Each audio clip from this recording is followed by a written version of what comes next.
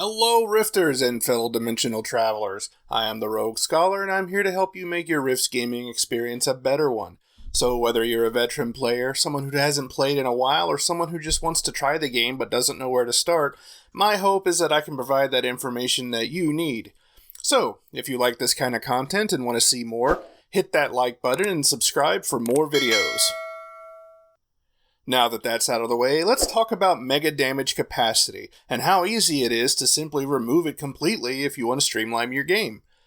In terms of game mechanics, the MDC system has often been cited as one of the major barriers that turn people away. Whether it be due to the added layers of complexity, or just the ridiculously lethal components to character survival, the mechanic has been controversial since the Rift setting was first introduced.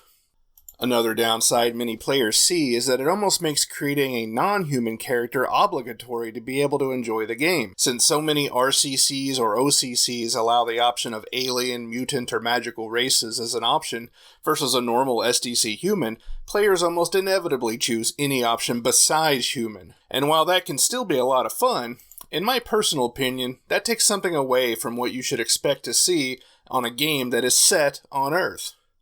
So how do we fix this? Well, it's actually pretty easy and is covered to some degree in the Rift's Conversion Book 1, revised, and of all places, the 2nd edition Palladium fantasy source book, Dragons and Gods. It's a book I highly recommend, and what I'll primarily be pulling information from to give you the most optimal information possible. You can find what I'm talking about to discuss, starting on page 18 of this book, if you don't want to sit and listen to me carry on in this video.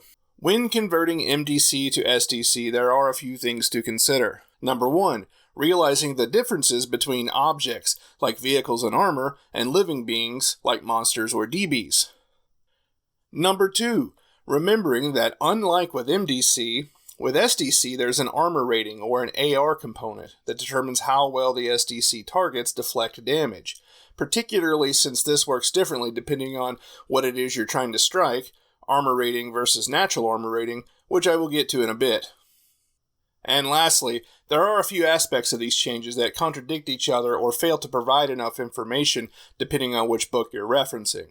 So I'm going to do my best to compile this information without making house rules, but there's at least one in here that you'll see. The easiest way to do this is just do a point-per-point conversion, meaning that one MDC converts to one SDC.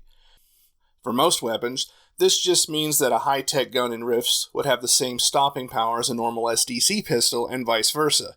Thus, a Wilkes laser pistol that does 1d4 MD will now do 1d4 SDC. The same with an NG-15, the 3d6 MD becomes 3d6 SDC. Missiles and other projectiles don't convert to the same numbers exactly, but they are as follows. A missile that does 1d6 times 10 MD would instead do 1d6 times 100 SDC. A missile that does 3d6 times 10 MD would be 3d6 times 100 SDC. Also, with these type of high-powered armaments that have a blast radius, the blast radius is tripled. So what would normally be a 50-foot radius of a missile blast would become a 150-foot radius, and so on. One of the examples not given in these conversions is how some ultra-high-powered handheld weapons would be handled. The Glitter Boy's boom gun does 3d6 times 10 MD, so would that convert directly to 3d6 times 10 SDC, or would it follow the same pattern as the high-powered warheads that convert to 3d6 times 100 SDC? Ultimately, since there's no blast radius, and 3d6 times 100 SDC per shot would utterly shred everything it fires at in seconds, I feel it's best to keep it in line with other guns and do the point-per-point 3d6 times 10. Because that's still going to outgun most other handheld weapons. With worn armor, whether you're a regular human or humanoid wearing a suit of armor like the Bushman, Urban Warrior, or even a full conversion cyborg with body armor that's worn or bolted onto your frame, the armor would still get a point-per-point conversion from MDC to SDC. However, unlike MDC armor, SDC armor will have the armor rating, or AR, like I mentioned before. The amount of AR will depend on the size and mass of the armor.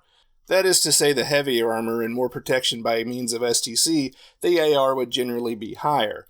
Most lightweight armor and armor that doesn't fully cover the body, like bulletproof vests, juicer armor, and plastic man armor, will usually have an AR of about 13. Stronger, but still somewhat lightweight armor like Gladiator, Crusader, or other armor in that category would have an AR-15, and heavy armor, like Borg armor and most power armor, would have an AR of 16. This is where it gets somewhat sketchy because, as I mentioned before, the books don't often contain the same information.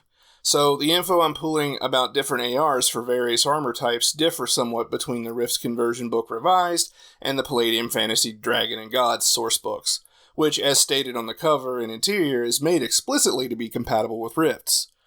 When this happens, the general rule of thumb is to accept whatever book was more recently published as the official ruling when there's a contradiction. In this particular case, the Gods and Dragons book is the later publication, which is why I include it as a precedent for my examples. Or just use whatever your GM thinks works best. Vehicles work the same in terms of one-for-one conversions, and the AR will generally just depend on the size of the vehicle and the number of STC points.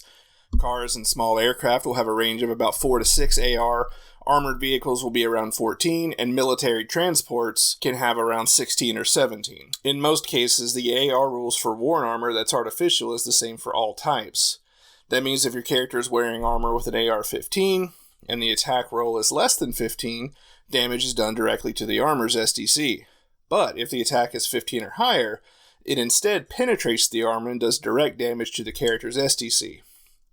However, if a creature or character has a natural AR, then the armor acts as a buffer. If a roll is less than the AR, the attack bounces harmlessly off the target, and if it exceeds the AR, it does normal damage. The same is also true of vehicles and robot vehicles that have a cabin, as well as certain magical spells, such as Armor of Ithin, which provides an 18 AR.